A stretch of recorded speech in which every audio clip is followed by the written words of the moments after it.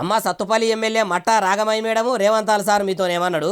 మన రేవంత్ రెడ్డి గారు అంటుంటారు మనం ఐఏఎస్ లా చేస్తున్నాము అని. ఐఏఎస్ రావడానికి చాలా సంవత్సరాలు చదువుతారు. చదివి చదివి చదివి అవన్నీ పాస్ అవుతూ వచ్చి ఒకసారి ఐఏఎస్ అయినాక రిలాక్స్ అయిపోతారు. ఇక ఐఏఎస్ చదివేదందుకు చదివి చదివి చదివి కొలువు రాగానే కథం ఇక మేము సాధించింది ఇంతే అన్నట్టు రేవంతాల్ సార్ చెప్తుండని ఇట్లా చెప్పిందా? ఇంకా అన్నది ఈనుండ్రి.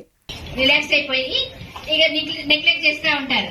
అలాగా మనం కూడా అవుతా ఉన్నాము అని ఆయన పదే పదే చెప్తా ఉంటారు. మీకే కాదు మా ఎమ్మెల్యేలు కూడా చెప్తారు.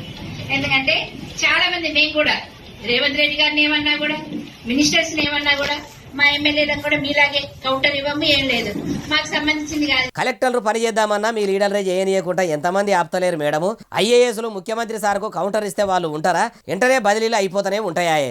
ఇక మీరు కూడా ఐఏఎస్ల లెక్కన ఉంటుర్రు అంటే మీరు వాళ్ళ లెక్కనే ఎందుకుంటారు మేడము? గెలిచినాక మీరు కూడా మీరు చెప్పినట్టే అంతే రిలాక్స్ అవుతారు.